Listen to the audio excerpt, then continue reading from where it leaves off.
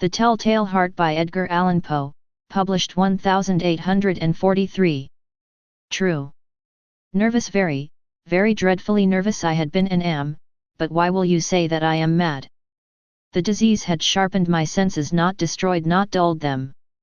Above all was the sense of hearing acute. I heard all things in the heaven and in the earth. I heard many things in hell. How, then, am I mad? Hearken! And observe how healthily, how calmly I can tell you the whole story. It is impossible to say how first the idea entered my brain, but once conceived, it haunted me day and night. Object there was none. Passion there was none. I loved the old man. He had never wronged me. He had never given me insult. For his gold I had no desire. I think it was his eye. Yes, it was this. He had the eye of a vulture, a pale blue eye, with a film over it.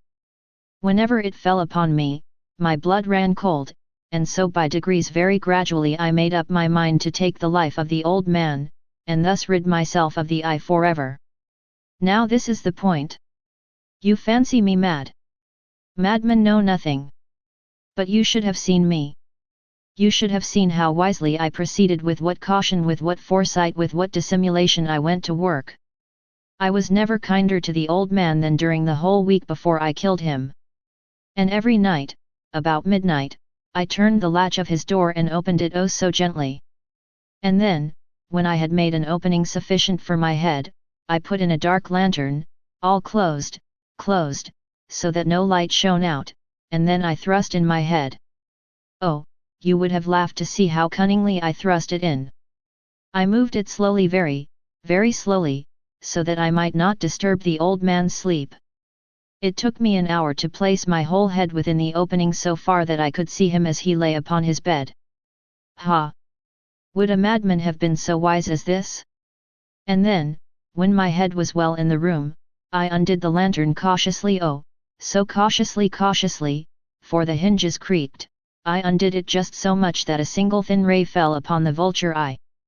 And this I did for 7 long nights, every night just at midnight, but I found the eye always closed, and so it was impossible to do the work, for it was not the old man who vexed me, but his evil eye. And every morning, when the day broke, I went boldly into the chamber, and spoke courageously to him, calling him by name in a hearty tone, and inquiring how he has passed the night.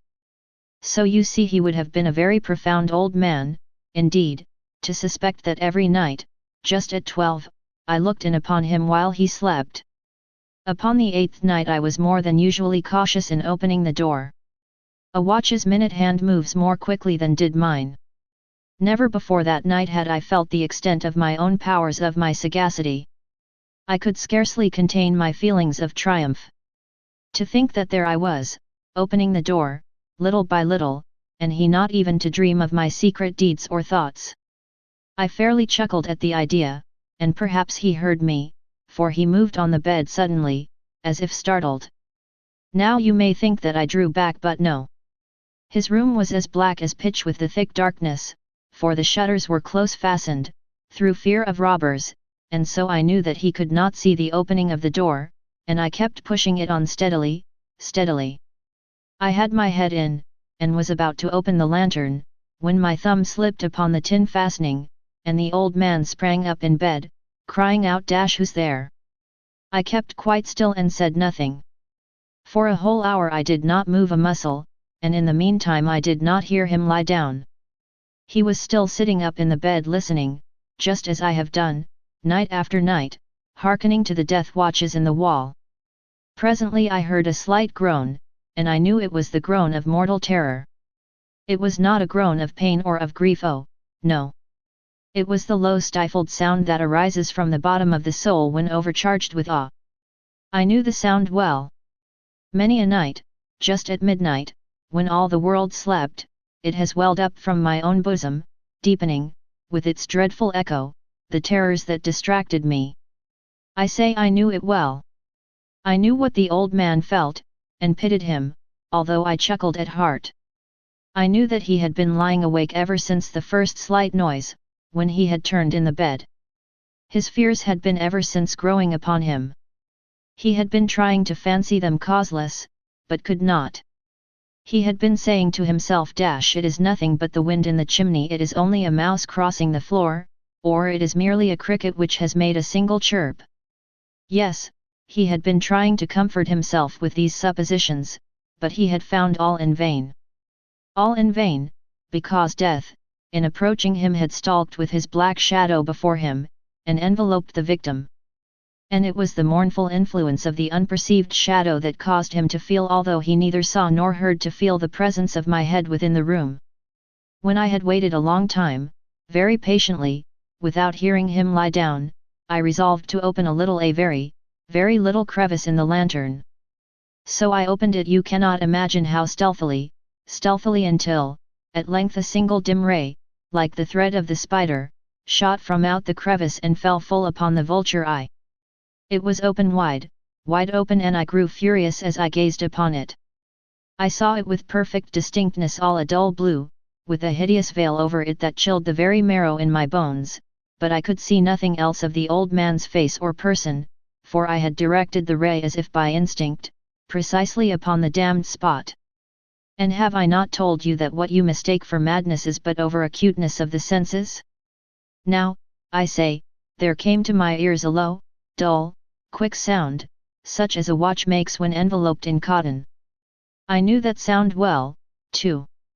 It was the beating of the old man's heart. It increased my fury, as the beating of a drum stimulates the soldier into courage. But even yet I refrained and kept still. I scarcely breathed. I held the lantern motionless. I tried how steadily I could maintain the ray upon the eye. Meantime the hellish tattoo of the heart increased. It grew quicker and quicker, and louder every instant. The old man's terror must have been extreme. It grew louder, I say, louder every moment. Do you mark me well? I have told you that I am nervous, so I am. And now at the dead hour of the night, amid the dreadful silence of that old house, so strange a noise as this excited me to uncontrollable terror. Yet, for some minutes longer I refrained and stood still. But the beating grew louder. I thought the heart must burst. And now a new anxiety seized me, the sound would be heard by a neighbor. The old man's hour had come. With a loud yell, I threw open the lantern and leaped into the room. He shrieked once only. In an instant I dragged him to the floor, and pulled the heavy bed over him. I then smiled gaily, to find the deed so far done. But, for many minutes, the heart beat on with a muffled sound. This, however, did not vex me, it would not be heard through the wall. At length it ceased. The old man was dead. I removed the bed and examined the corpse. Yes, he was stone dead. I placed my hand upon the heart and held it there many minutes. There was no pulsation. He was stone dead. His eye would trouble me no more. If still you think me mad, you will think so no longer when I describe the wise precautions I took for the concealment of the body. The night waned, and I worked hastily, but in silence. First of all I dismembered the corpse. I cut off the head and the arms and the legs. I then took up 3 planks from the flooring of the chamber, and deposited all between the scantlings. I then replaced the boards so cleverly, so cunningly, that no human eye, not even his, could have detected anything wrong.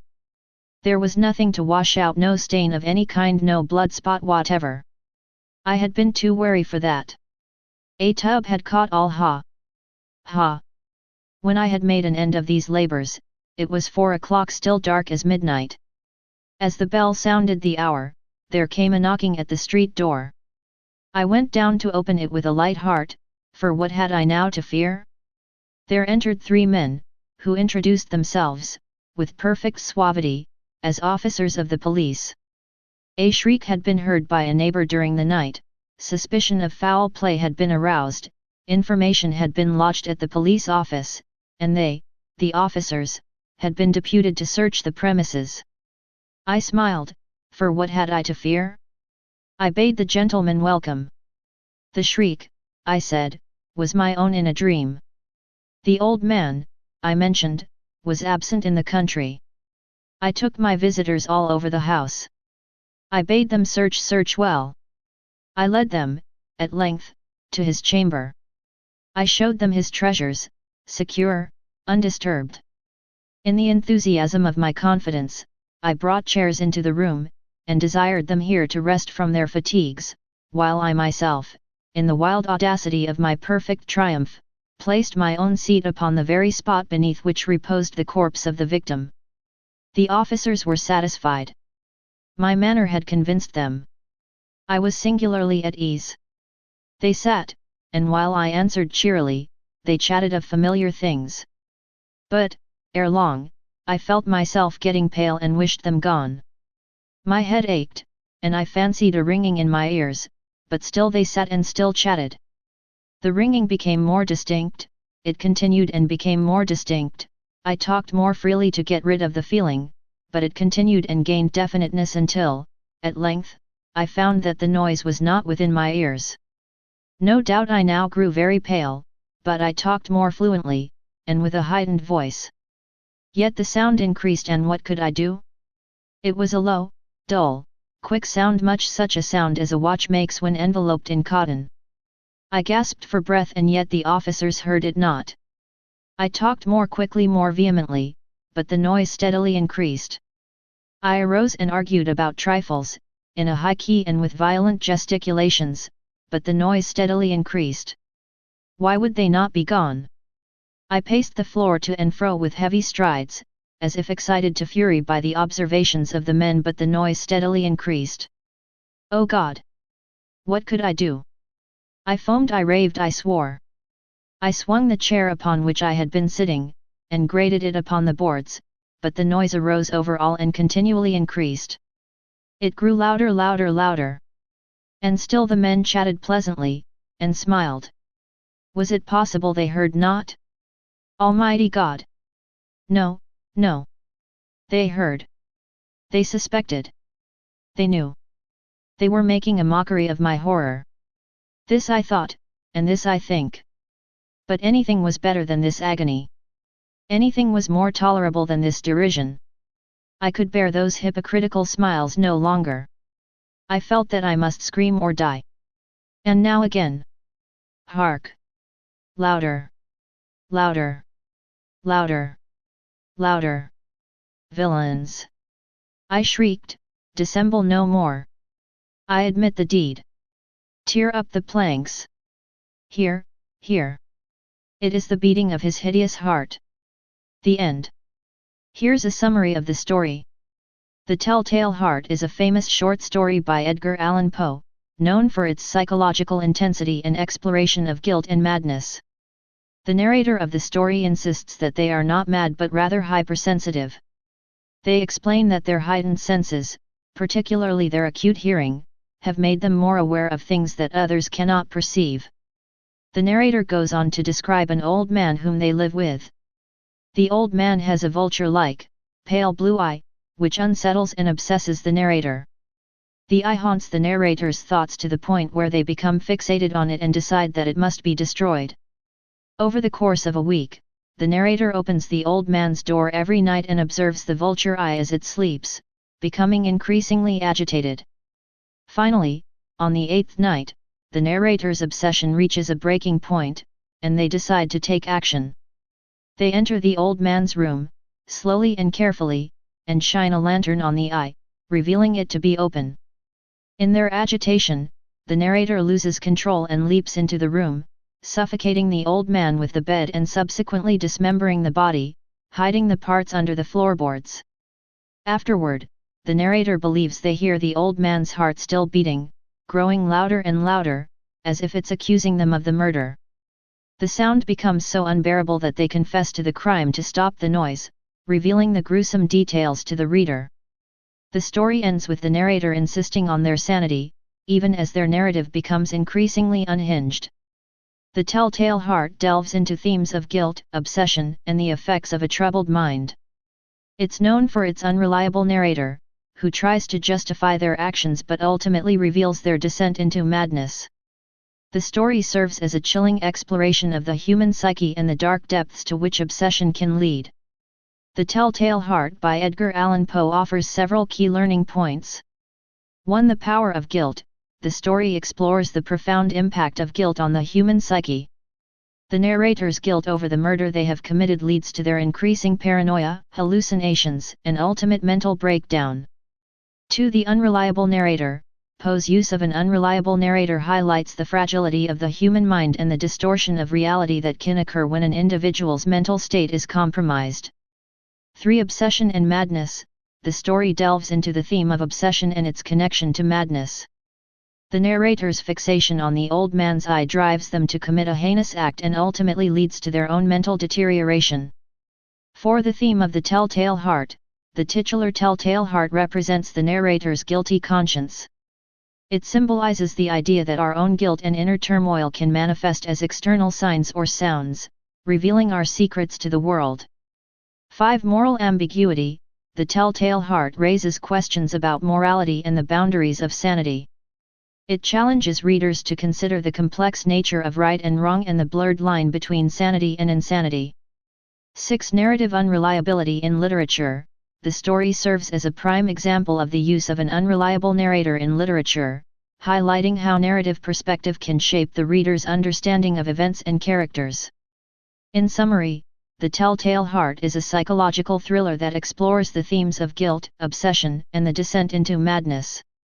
It showcases the power of narrative perspective to immerse readers in the mind of a deeply disturbed character and challenges us to reflect on the complexities of human psychology and morality. Thank you for listening.